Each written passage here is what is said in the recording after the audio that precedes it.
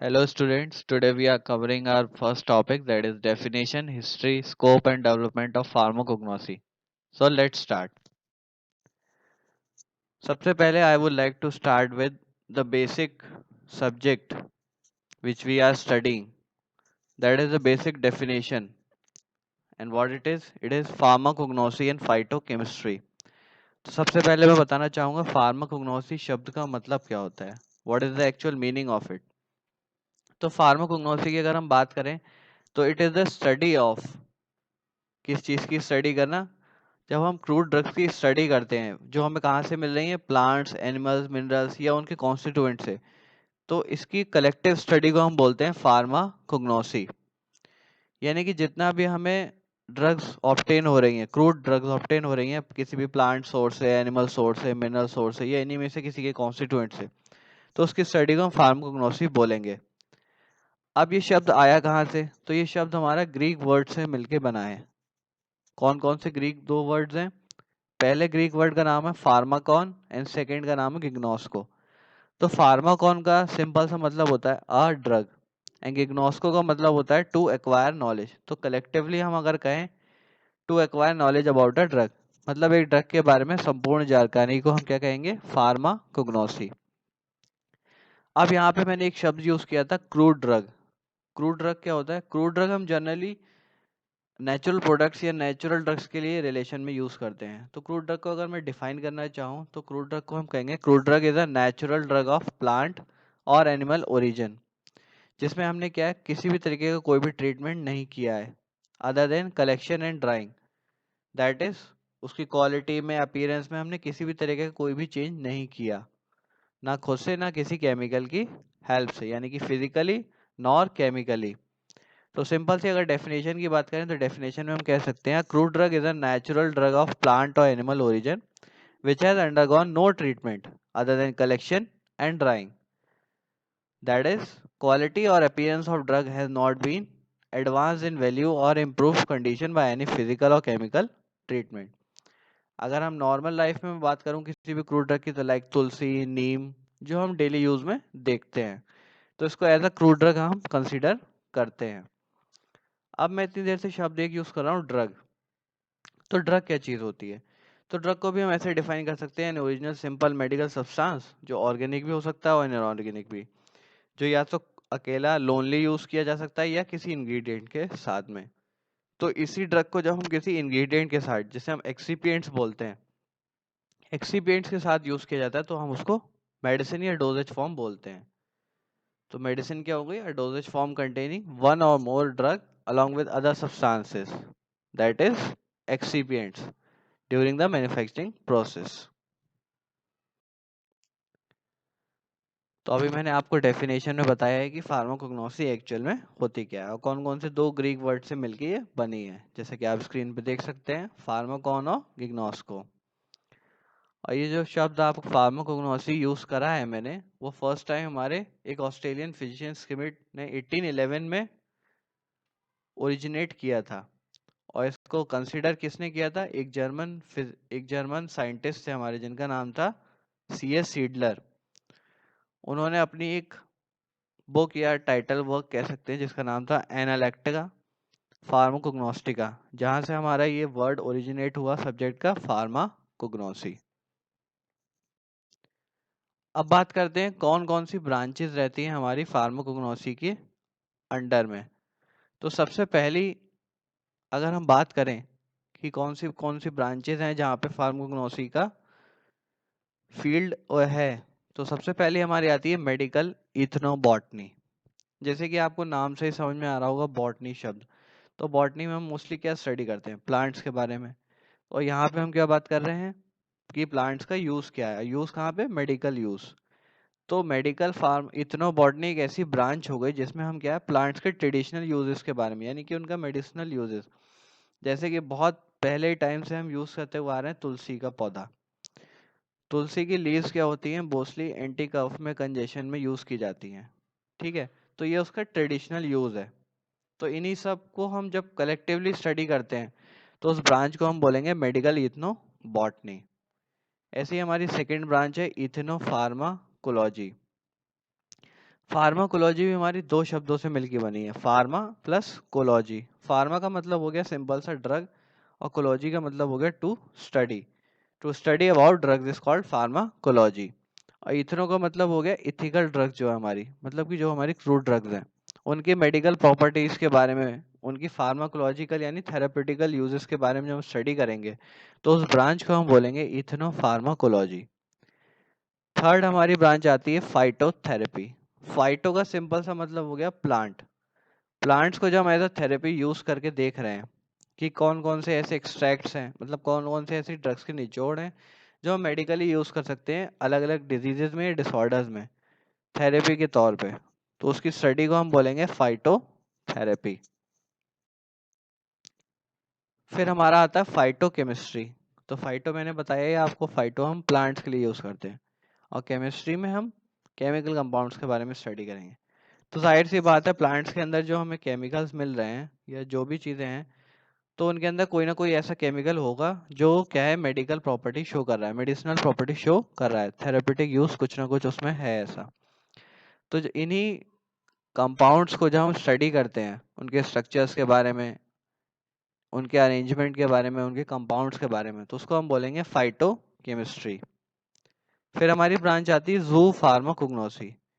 जू फार्माकोग्नोसी एक बेसिकली बहुत ही अच्छी सी ब्रांच है जिसमें हम बेसिकली स्टडी करते हैं कि कैसे एनिमल्स अपने आप को सेल्फ मेडिकेट करते हैं, मतलब कुछ कंडीशंस के लिए वो अपने आप को खुद से ही मेडिकेट करके ठीक कर सकते हैं। जैसे बहुत से कॉमन एग्जांपल मैं आपको बताता हूँ, बहुत से लोगों ने देखा होगा कि डॉग्स कुछ क्या है ग्रास खाना शुरू कर देते हैं।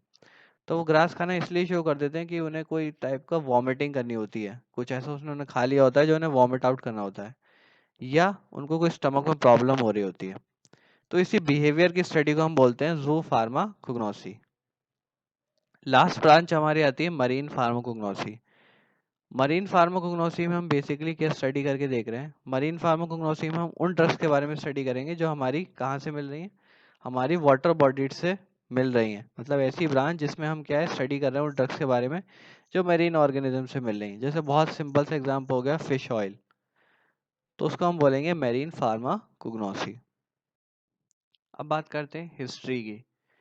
तो हिस्ट्री जो है हमारी हर्बल मेडिसिन की, वो तब से चली आ रही है जब से ह्यूमन सिविलाइजेशन शुरू हुई है। ऐसे बहुत से डॉक्यूमेंट्स हमें मिलते हैं अलग अलग स्पेसिफिक कंट्रीज के, जैसे चाइना, इंडिया, इजिप्ट, ग्रीस, जहाँ पे प्लांट्स के मेडिसिनल यूजेस के बारे में इंडिकेट किया गया है from a very long period of time.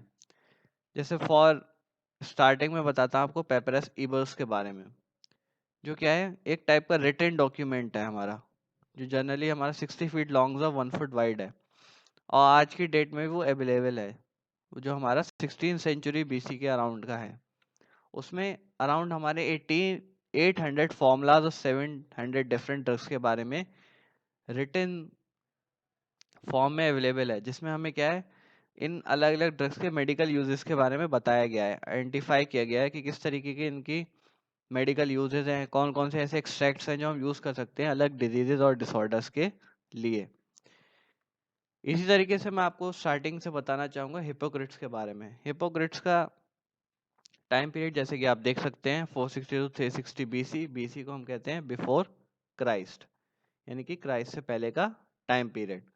तो हिपोक्रेट्स को हम फादर ऑफ मेडिसिन भी कहते हैं, क्योंकि ये एक ऐसे फर्स्ट नेचुरल डॉक्टर थे जिन्होंने क्या सिंपल रेमेडीज से हमें ट्रीटमेंट शुरू किया था, जैसे विनेगर, हनी, हर्ब्स, और he also collected identified a number of medicine plants. उन्होंने बहुत सारे प्लांट्स को आइडेंटिफाई किया, उनके यूजेस के बारे में हमें बताया, और इनको हम आज की डेट में क्या कहते हैं, he is very famous for his doctors oath, इसलिए इनको क्या कहा जाता है फादर ऑफ मेडिसिन। सेकंड हम बात करते हैं एरिस्टोटल के बारे में। ये क्या थे, he was also one of the, कह सकते हैं हम, जिन्होंने रिटन डॉक्यूमेंट्स हमें बताए थे किसके बारे में, प्लांट्स के बारे में। तो he gave the philosophy of medicine, जिनमें इन्होंने क्या करा 500 से ज़्यादा प्लांट्स को आइडेंटिफाई किया था और उनके मेडिकल यूजेस के बारे में बताया था। And he was a student of Pluto, जो क्या थे वो भी एक फिलोसफर थे।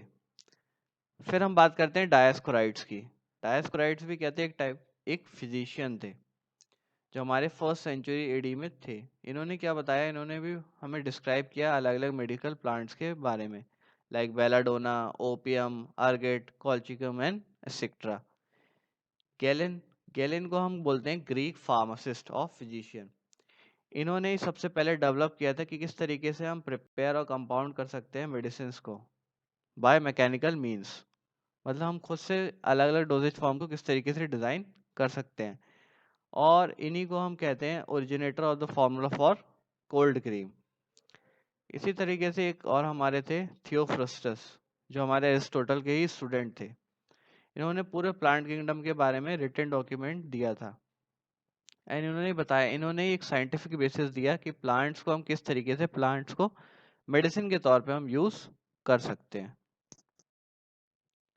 अब बात करते हैं स्कोप ऑफ फार्माकोग्नोसी की। तो सबसे पहला स्कोप है आपका synthetic drugs and antibiotics. As we all already know कि सिंथेटिक ड्रग्स की आज के टाइम में कितना ज़्यादा वाइड यूजेज है। तो उसके लिए अगर हम किसी तरीके का ऑल्टरनेट प्रोवाइड करते हैं जो लेस टॉक्सिक है और मोर बेनिफिशियल है, तो वो बहुत ज़्यादा डिमांडिंग हो सकता है। तो सिंथेटिक ड्रग्स और एंटीबायोटिक्स में हम क्या है, वो सारी हर्बल ड्रग्स के बारे में स्टडी करेंगे, यानी कि मैन्युफैक्चरिंग करते हैं जो हमारी कहाँ से ओरिजिनेटेड है, प्लांट सोर्सेज से ओरिजिनेटेड है। उन सोर्सेज के थ्रू हम जब स्पेसिफिक ड्रग का डिज़ाइन कर रहे हैं या जो हम एंटीबायोटिक्स की तरह यूज़ कर रहे हैं, उसको हम इस ब्रांच के अंदर स्टडी करते हैं, सिंथेटिक ड्रग्स एंड एंटीबायोटिक्स के अंदर। सेकेंड हमारी ब्रांच है indigenous systems of medicine. Indigenous का सिंपल सा मीनिंग हो गया कि कहाँ से वो पर्टिकुलर चीज़ ओरिजिनेट हुई, यानी कि वो प्लांट, एनिमल या मिनरल सोर्स जो भी है उसका ओरिजिन क्या है। उन सबको जब हम एक सिस्टम के तौर पे स्टडी करते हैं, जैसे आयुर्वेदिक सिस्टम, यूनानी सिस्टम, सिद्धा सिस्टम, इन सबको हम बोलते हैं collectively indigenous systems of medicine. Third हमारा आता है हर्बल मेडिसिन। हर्बल मेडिसिन हम इसीलिए स्टडी करते हैं कि जैसे कि मैंने आपको पहले भी बताया कि वो क्या है, लेस टॉक्सिक होते हैं, यानी कि उसमें साइड इफेक्ट लीस्ट देखने को मिलते हैं और मैक्सिमम बेनिफिशियल इफेक्ट्स देखते हैं अगर लॉन्ग टर्म यूज हम उसे करते हैं तो इसको हम स्टडी करते हैं हर्बल मेडिसिन के अंडर में। फोर्थ आपका आ गया मेडिसिनल प्लांट्स। तो स्टार्टिंग से ही हम बात करते चले आ रहे हैं कि हर प्लांट के अंदर क्या है, स्पेसिफिक वैल्यू होगी, मतलब स्पेसिफिक ऐसी चीज होती है जिसकी वजह से उसका क्या है, मेडिसिनल यूज है। तो उन प्लांट्स को आइसोलेट करना, यानी सॉरी आइडेंटिफाई करना, फिर आइसोलेट करना, फिर किस तरीके से उनके कौन सा कंपाउंड यूज हमें करना है, उन सबको हम स्टडी करते हैं मेडिसिनल प्लांट्स के अंडर। फिर हमारा आता है नेचुरल प्रोडक्ट्स। नेचुरल प्रोडक्ट्स के अंदर हमारा वो सारे ड्रग्स आते हैं जिनको हम क्या है, एज अ सब्सटीट्यूट यूज कर सकते हैं सिंथेटिक ड्रग्स के तौर पे। उन सारे प्रोडक्ट्स को हम बोलते हैं नेचुरल प्रोडक्ट्स। फिर हम बात करते हैं नोवल मेडिसिन के बारे में। नोवल मेडिसिन का मतलब हो गया रिसेंटली डेवलप्ड ड्रग्स, यानी कि वो सारी मेडिसिन, वो सारी हर्बल मेडिसिन जो हमारी रिसेंटली डेवलप्ड हुई हैं, जैसे हमारे लिपोसोम्स हो गए, नैनो पार्टिकल्स हो गए, या अलग अलग जो भी नोवल डिलीवरी सिस्टम या अलग अलग मेडिसिनल डोजेज फॉर्म्स डेवलप हुई हैं, जिनके अंदर हम क्या है, प्लांट से ओरिजिनेटेड, एनिमल से ओरिजिनेटेड, मिनरल ओरिजिनेटेड ड्रग्स को यूज़ कर रहे हैं। उन सबको हम स्टडी करते हैं नोवल मेडिसिन के अंडर। फिर हमारा आ गया क्रूड ड्रग्स। तो crude drugs I already told you कि क्रूड ड्रग्स हमारी वो सारी ड्रग्स हैं जो हमारी क्या है, सीधे सीधे हम सोर्स से कलेक्ट करते हैं और ड्राई करके उन्हें ईजिली यूज़ कर लेते हैं विदाउट एनी मॉडिफिकेशन, उसको हम बोलते हैं क्रूड ड्रग्स। फिर हमारा आ गया प्लांट ड्रग्स एंड रेमेडीज। तो ऐसी बहुत सी कॉम्प्लेक्स डिजीजेज है हमारी, लाइक कैंसर, एड्स, जिनको हम क्या है, प्लांट ड्रग्स के थ्रू ट्रीटमेंट करते हैं। जैसे बहुत सा अच्छा सा एग्जांपल आपका है विनका रोजिया। ये एक ऐसा प्लांट है जिसके अंदर हमें क्या है, विनका एल्कलॉइड यानी विनक्रिस्टीन, विनब्लास्टीन नाम की ड्रग्स यूज मिलती हैं, जो हम क्या है, बहुत ही अच्छी एंटी कैंसर ड्रग्स के तौर पे यूज की जाती हैं। तो इन सबको हम क्या है, एज अ रेमेडी यूज कर सकते हैं हमारी कॉम्प्लेक्स डिजीजेस के लिए। फिर हमारा आ गया एल्कलॉइड्स, ग्लाइकोसाइड्स एंड एंटीबायोटिक्स। तो एल्कलॉइड्स, ग्लाइकोसाइड्स हमारे सेकेंडरी मेटाबोलाइट्स होते हैं जो हमारे प्लांट्स के अंदर पाए जाते हैं। प्राइमरी मेटाबोलाइट्स हमारे वही हो गए जो ऑल ओवर सेम रहते हैं, प्रोटीन्स, कार्बोहाइड्रेट्स, लिपिड्स। इन्हीं से डिराइव प्रोडक्ट्स हैं एल्केलॉइड्स हैं जो हमारे एल्कलाइन इन नेचर हैं, ग्लाइकोसाइड्स हैं जिसमें हमारा कार्बोहाइड्रेट, ग्लाइकॉन, एक ग्लाइकॉन चेन्स पाई जाती हैं। एंटीबायोटिक्स जो हमारे क्या है, बैक्टीरियल ऑर्गेनिजम्स के लिए, उनको किल करने के लिए बैक्टीरियासाइडल की तरह, बैक्टीरियास्टैटिक की तरह यूज किए जाते हैं। लास्ट हमारा आता है फाइटो मेडिसिन। मतलब हमारे इसमें स्टडी करेंगे वो सारी मेडिसिन के बारे में जो हमने प्लांट से ओरिजिनेट किए हैं, जैसे आर्टिमिसिन है, टेक्सोल है, र्यूटिन है। आर्टिमिसिन हमारी क्या बहुत ही अच्छी एक एंटी मलेरियल ड्रग है। टेक्सोल को हम एज एंटी कैंसर यूज़ करते हैं। र्यूटिन को हम as a substitute for vitamin P use करते हैं। पिपेरिन को हम क्या करते हैं as enhancer for bioavailability of drugs. फिर इन्हीं सारी एप्लीकेशंस को हम जब कंबाइन करके यूज़ करते हैं for the development of this branch, जिसको हम फार्माकोग्नोसी बोलते हैं, like different kind of branches अब कंट्रीब्यूट करती हैं हमें कि हम प्लांट्स की केमिस्ट्री को भी स्टडी कर रहे हैं, उसके अंदर के मॉलिक्यूल्स को भी स्टडी कर रहे हैं, किस तरीके से वो सिंथेसिस हो रही है, किस तरीके का उसका यूज़ है, किस तरीके से उसका एनालिसिस कर रहे हैं, वो सारा हम यूज़ कर रहे हैं for the development of this field, जिसको हम स्टडी करें करते हैं अब मॉडर्न फार्माकोग्नोसी के तौर पे। Talking about the development stage of the branch, यानी कि जब हम बात करते हैं किस तरीके से अलग अलग डिसिप्लिन्स ने कंट्रीब्यूट किया है इस ब्रांच की डेवलपमेंट के लिए, like for example organic chemistry, biochemistry, pharmacology, analysis, ये डिफरेंट ब्रांचेस ने हमें प्रोवाइड किए डिफरेंट काइंड ऑफ टेक्निक्स, जिसके थ्रू हम क्या है प्लांट्स को आइडेंटिफाई कर पाए, आइसोलेट कर पाए, उनके केमिकल स्ट्रक्चर्स को स्टडी कर सकते हैं, उनका एनालिसिस कर सकते हैं, और कौन कौन से उनकी मेडिसिनल प्रॉपर्टीज हैं उनको कलेक्टिवली स्टडी भी कर सकते हैं। तो different kind of branches have contributed to the development of this particular particular subject. तो सबसे पहले अगर हम बात करें कि तो बहुत सारे ऐसे हिस्ट्री में हमारी चीज़ें रही हैं जिनकी वजह से क्या है डेवलपमेंट स्टेज हमारी शुरू हुई इस ब्रांच की। तो सबसे पहले हमारा आता है विलियम फ्लेमिंग। विलियम फ्लेमिंग ने क्या किया था, 1928 में पेनिसिलिन को आइसोलेट किया और it was produce in a large scale till 1941। उसके बाद रेजापिन को आइसोलेट किया गया from the roots of Rauwolfia, जिसको हम यूज़ करते हैं आज के टाइम में एज अ हाइपरटेंसिव ड्रग। फिर जैसे मैंने आपको बताया था विनका रोजिया के बारे में, जिससे हमें मिलते हैं विनक्रिस्टीन एंड विनब्लास्टीन, जो as anti cancer drugs use की जाती हैं। फिर हमारे कुछ स्टेरॉयड हार्मोन्स थे which were isolated and use for different kind of purposes. फिर हमारे डिफरेंट काइंड ऑफ एंटीबायोटिक्स भी हैं, जैसे पहले तो मैंने आपको बताई थी पेनिसिलिन है, स्ट्रेप्टोमाइसिन है, जो अलग अलग तरीके से क्या माइक्रो ऑर्गेनिजम्स को किल करने के लिए और उनसे स्प्रेड होने वाली डिजीज को बिल्कुल से स्टैटिक करने के लिए या किल करने के लिए यूज़ किए जाते हैं।